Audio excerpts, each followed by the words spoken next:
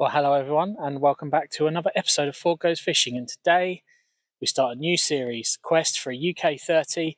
We start it here at TODBER Manor, Big Hayes Lake.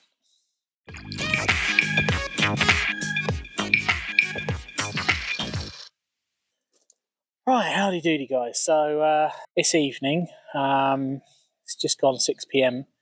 Obviously the light has changed. We're now in British summertime, although it does not feel like British summertime here. I am absolutely frozen. It's 9 degrees during the day.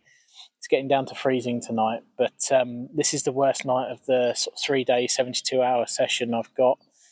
In fact, it's not 72 hours, it's 48 hours, I lie. So I'm here. Swim choice was difficult today. The lake is very, very busy. For a Monday, it's quite surprising. There was only 4 swims available on the lake. I'm in this particular swim, just on the back of an island. I really like the way that the wind is kind of pulling into the island, or pulling around the back of the island into this area. I'm here with Matt. He's a guy that I've fished with before. We've been to France together twice, to Teliats and Napoleon. Links to the videos here and wherever. I've got 9 wraps to the back of the swim. There's a reed line directly in front of me. I've set my stall out with some crushed boilie, cell and poker nut. There's a few whole ones in there, obviously, and some sweet corn with just a ground bait mix over the top as well, just to kind of aid properties. The ducks seem to love it. They've been absolutely smashing me all afternoon. I've had pickups left, right and centre. So about 20 minutes ago, I just re-chucked all 3 of my rods just back to their position. I have been using my bait boat, primarily because I just really wanted some accurate bait / hook bait action.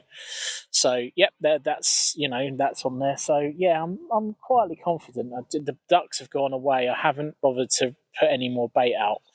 I did spot about 2 kilos of bait over the back, and they've probably demolished most of it. So there's not a lot left, I don't think, for the carp. I've had literally every species of duck. I've had coots, mallards, geese, cormorants, grebes. They've all been descending on my spot. Oh, and a moorhen. So I think it's fairly shallow, about maybe 5 foot. When I was having a leader out, that's certainly what I was getting, gravelly bottom. So I'm fairly happy with the way that my baits are presenting.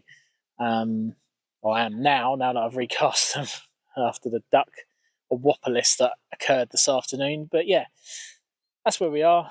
We're going into the evening pretty confident. I do really want a fish in this session. I'm not under any illusion that I'll be making this a 1-episode quest for a UK 30. I think it's going to take multiple episodes to get that. But this lake certainly has a head of 30s. I think there's 40 distinct fish that are 30 pound or more. And there's a head of 20s as well, quite a large stock of 20s in here. So hopefully if I do catch a fish, it'll be something of reasonable size. There is a potential for a catfish, so that could be interesting. But yeah, I think all that being said, just going to see how the session progresses. Obviously, we'll update you as and when things occur. And catch in with you soon. Well, good morning, folks. It's Tuesday morning here at TODBER Manor, Big Hayes. And not a lot to report last night. The ducks continued to henpeck my bait until about 9, and then they started leaving it alone, probably because it cleared it out. And then from there, a fairly quiet night up until about 4 o'clock in the morning, where I had a couple of liners on my right hand rod, which is kind of to the right hand edge of the reeds. Didn't really materialise into anything. I wasn't quick enough to kind of see what was going on. So I'm assuming it was birds, but to be fair, I didn't really see them until gone 8 o'clock, knocking around in the swim. So can't be sure. Could have been a legitimate liner, but it is what it is. Just before last night, I saw a show in open water to my right at about 5 wraps. I didn't move on it when I did because I wasn't 100% sure whether it was bird life or not, but pretty sure it was a fish show, to be honest. So I didn't move my rods last night because I was pretty happy with where they were and they were all set and looking good. But today I put a rod on that spot with about 5 spawns of bait. I've reintroduced about 10 to 15 spawns of bait over at the back. Luckily I've not had the bird life dive on it today, which I don't know is a good sign or not really. I think partly because when I redid my rods with fresh bait, I've got tight line, whereas I was semi-slack because I was trying to not cut the channel off too much, but I've gone tight line and I think it's putting them off actually going down to dive down, which is quite interesting. Aside from that, nothing to report.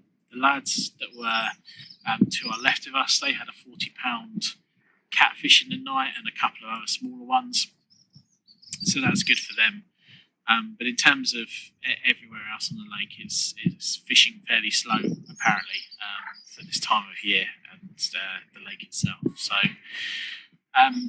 if I had money, I would put money on open water still being the one. Allegedly, there was a few fish showing down on the left-hand margin right in the corner, and the wind is pushing down there, so I can quite well believe there being several shows. In terms of my game plan for the rest of the session, I've just redone my baits, put them out, topped up with spawn. I'll spawn a bit more out later. I'm going to leave them where they are, not touch them now, and see what happens. But yeah, that's kind of me. In terms of the rigs I've been using, it's a fairly gravelly bottom, so I've gone for a Ronnie rig, a just standard braid, a couple of bits of putty to kick it out. So it's the fairly long as well, 12 inches or so. And the reason behind that really is because I really want to see, I really want to get that laying down flat across the rocks. I don't want it to be too blade, where obviously if I was using something like Boom, which is my go-to really for a lot of situations, I think it has the ability to kink and kick up and stuff. So I've elected not to fish that this time, but yeah, still going with the Ronnies. All 3 are on wafters, so the nice low-lying presentation.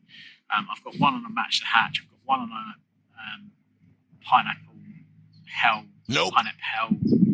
However you say it, bait works. The pineapple, the pineapple and scent from hell one. However you meant to say that, I don't know. That one and a spotted fin classic call dumbbell wafter. I hope for one of them going, but we'll see.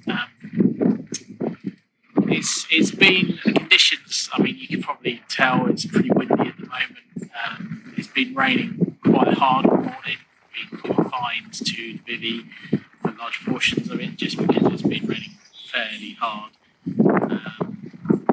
But I think the conditions are good. The wind is chucking through this channel as we speak. And I just feel that if there are any fish in the main body of the lake, they might want to push towards the wind down. I'm led to believe it's not a new wind and it's been prevailing like this for some time.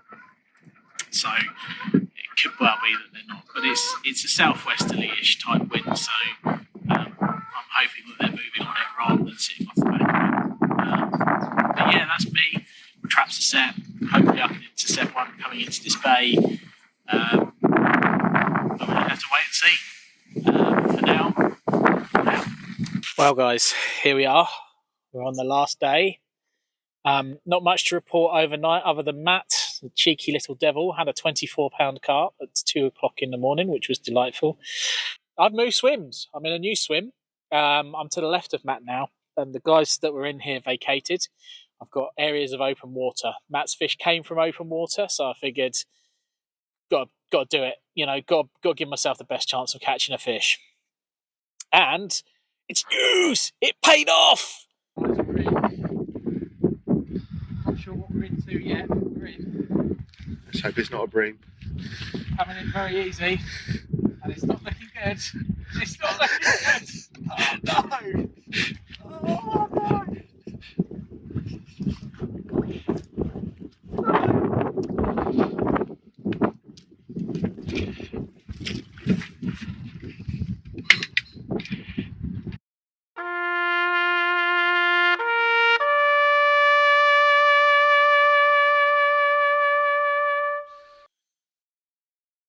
But it was a bream. There's still a couple of hours left, so I'm hopeful. Where there's bream, there's carp, and it's just nice to get a bend in the rod, albeit from a crappy, slimy bream. It is absolutely blowing a gale. I'm about to lose the bivvy, but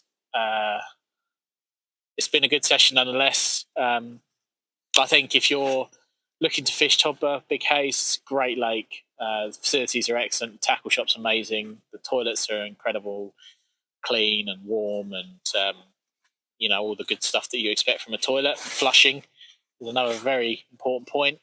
The cafe is immense. I had a burger and chips last night from the cafe. It was amazing.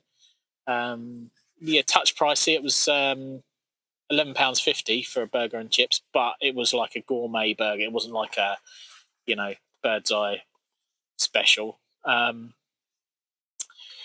So I think well worth coming down to Todber. I'd give it a big thumbs up. The only thing I would say is certainly coming off the back of the weekend, it looks like it's a bit of a procession for swims. Trying to get into a swim is challenging. I think realistically, be prepared to move.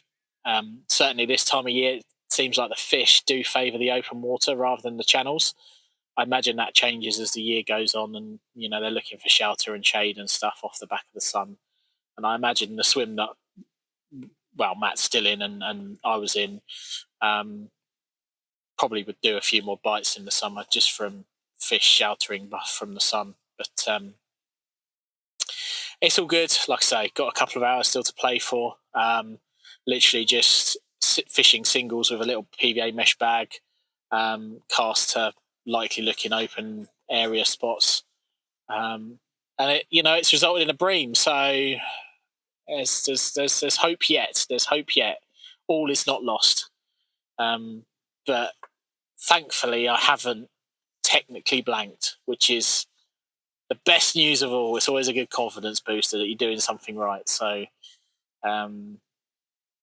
we shall see. But for now, forward out, and I'll update you as I get more. Well, folks, there was no more action. And that bream was the only fish I managed to wangle out. Having caught on what would have been my dad's birthday, I imagine he was up there chuckling away to himself. He loved bream, the weirdo.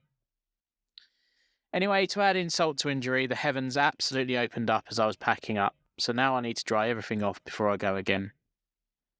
Thanks everyone for watching. If you like the content, I'd love it if you smash that like button and consider subscribing. I'll see you on the next adventure of Ford Goes Fishing.